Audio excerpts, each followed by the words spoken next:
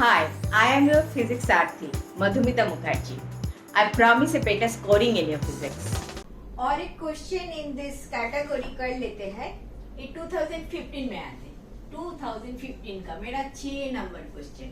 A toy card is tied to the end of an unstretched unstretched string of length L. Unstretched string, when revolved, the toy card moves in a horizontal circle with radius 2L, and the time period T.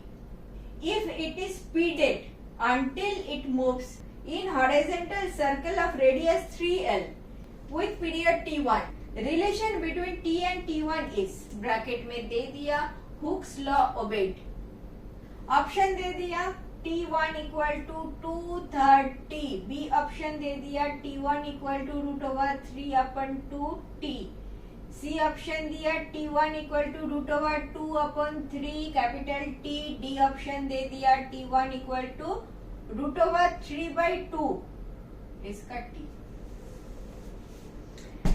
See, this is also if you do not know Hooke's law, then you know today. ठीक है? बोल क्या रहा है? बोल रहा है एक सर्कुलर ऑर्बिट में एक टॉय कार घूम रहा है, and this is a toy car is tied at the end of an unstretched string. This string is not stretched. इसका लेंथ is L. बोला है ना, इसका लेंथ इज L. अभी बोल रहा है the toy car when revolved, the toy car moves in a horizontal circle with a toy car is tied जब तब L है, then इसको घुमा रहे हैं तो ये जो स्ट्रिंग है ना, इसको स्प्रिंग समझ लो. स्प्रिंग बड़ा हो जाता है, स्प्रिंग बड़ा होके 2L हो गया. इसी ऐसा एक सर्कुलर पाथ में वो घूम रहा है, 2L हो गया. जब टाइम पीरियड है T, if it is speeded until it moves in a horizontal circle of radius 3L, this is 2L, this is now 3L, this entire thing is now 3L. ऐसे एक circle बना है. In this case this is T1, this is T is the time period. Unstretched length is L. फिर घुमाया, spring बढ़ गया, 2L हो गया. This much is 2L. और भी स्पीड अप किया, 3L हो गया. इसी टाइम पे टाइम पीरियड था T, इसी टाइम पे टाइम पीरियड था T1. आपको रिलेशन मांगा है T एंड T1 के बीच में.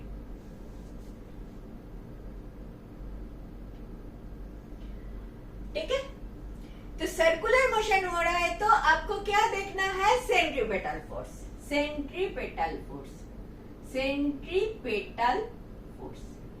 वो क्या होता है? m तो डेफिनेटली टॉय कार का मास दे दिया क्या? m कहीं पे दिया?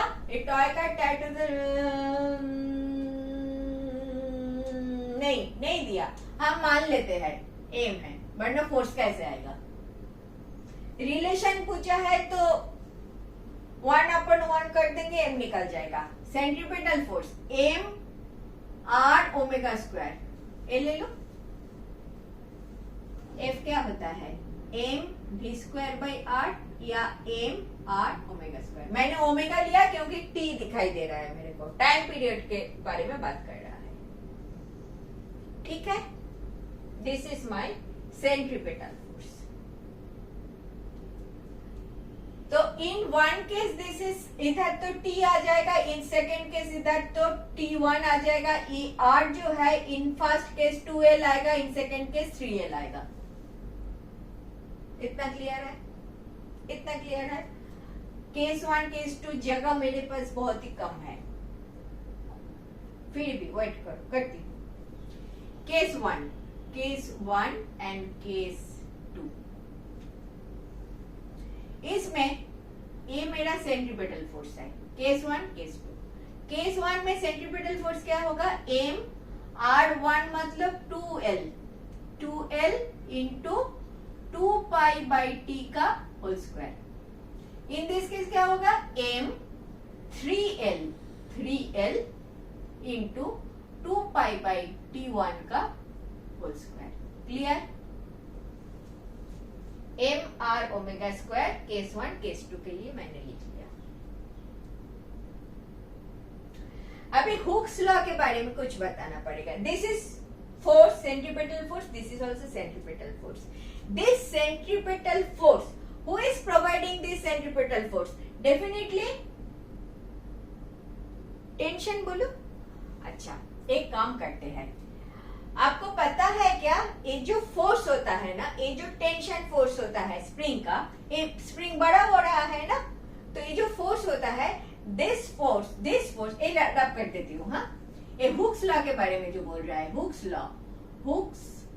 लॉ जो बोल रहा है, ये जो फोर्स आता है ना, this force is proportional to जितना एक्सटेंशन हुआ है, प्रोपोर्शनल टू जितना एक्सटेंशन हुआ है। And direction of this force is, extension जिधर होता है उसका ऑपोजिट डायरेक्शन में। तो मैं एफ इक्वल टू जब करूंगी ना, एक तो माइनस आ जाएगा ऑपोजिट डायरेक्शन के लिए, इधर ही माइनस दे दो, कोई प्रॉब्लम नहीं है, ठीक है। और एक कांस्टेंट आएगा, सपोज के एक्स। एक कांस्टेंट क्या होता है, स्प्रिंग कांस्टेंट। अनस्टेट स्ट्रिंग बोला है तो मैं स्ट्रिंग कांस्टेंट लिखती हूँ, स्ट्रिंग कांस्टेंट के। Point is F is proportional to X. X क्या है, extension, not the length, not 2l, but extension कितना है, 2l minus l। Clear? In this case this f क्या होगा, f होगा minus of k into 2l minus l, extension, meaning by minus k l। In this case this f क्या होगा, minus k 3l minus l, extension 3l minus l equal to minus 2kl। Clear? This f is equal to this f, this is the same f. f1 करके रखती हूँ, f2 करके रखती हूँ, क्योंकि this is my case 1, this is my case 2। ठीक है? Case 1 के लिए this equal to this, case 2 के लिए this equal to this। समझ में आ रहा है? This is because of Hooke's law. This is because of Hooke's law, and that is because of centripetal force। दो अलग अलग कलर यूज करूं क्या, तुमको अच्छे लगेगा क्या? दिस इज F1 तो एक समझ में आ गया। हुक्स लॉ लिखती हूं, हुक्स लॉ के लिए F1 equal to minus K 2l minus l equal to minus K l, and in this case F2 आपका minus K 3l minus l equal to minus 2kl। Clear? अभी F1 को equate करो, F2 को equate करो और देखो T1 का and T का रिश्ता कैसे निकलता है। क्लियर ना इतना? अभी नेक्स्ट में करो, और एक कलर कभी तो मेरे पास था, वो है क्या अभी देखते हैं। अभी इसको करते हैं, F1 को इक्वेट करती हूँ, तो F1 को इक्वेट कर लेती हूँ और उधर O इक्वेट कर लेती हूँ, ठीक है।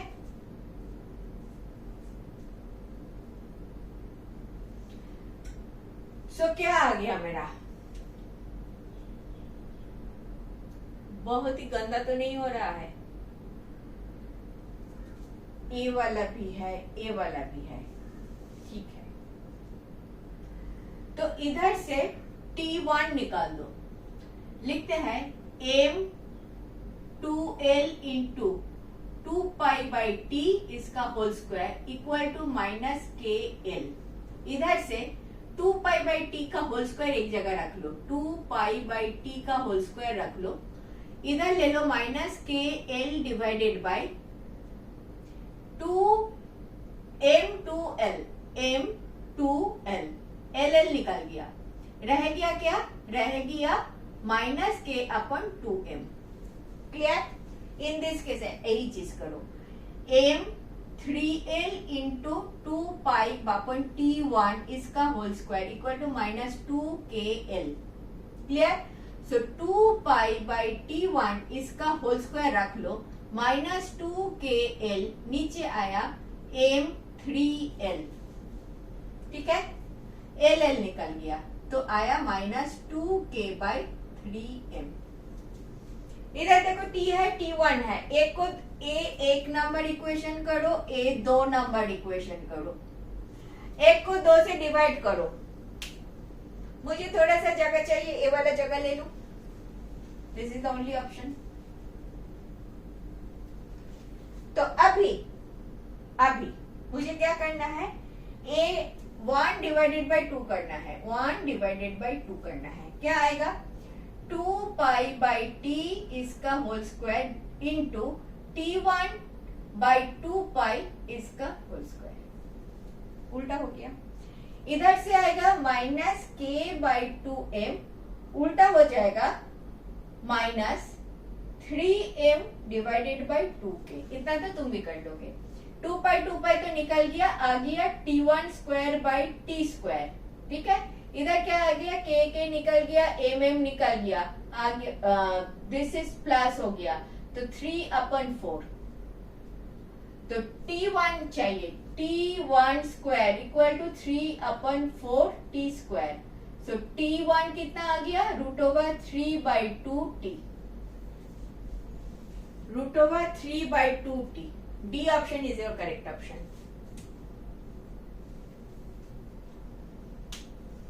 समझ में आया? ये समझ में आया क्योंकि मैंने बहुत क्लियरली किया. हुक्स लॉ लगाना पड़ा. हुक्स लॉ इज फोर्स कितना है, some constant into extension. Constant into extension. In this case extension is L, in this case extension is 2L. F1 equate किया, F2 इक्वेट किया, इधर से T इधर से T1 दोनों एक्सप्रेशन को अलग किया, एक को दूसरा से डिवाइड कर दिया, तो मुझे T एंड T1 का रिलेशन मिल गया. आई एग्री थोड़ा सा लंबा था. आई एग्री एक लाइन का नहीं था, 4 लाइन का था. और एक चीज हुक्स लॉ आपको जानना चाहिए कि this force is proportional to extension. If you know this, then easy है. प्रैक्टिस करना पड़ेगा, वरना इजी तो नहीं है. प्रैक्टिस करोगे तो इजी. क्लियर? ऐसे क्वेश्चन आपके एग्जामिनेशन में आते हैं. Little tough. If you can do it, you have a better position to get a good admission. Clear? Next. Thank you for watching. In this way, I have explained last 20 years of questions. If benefited, do watch.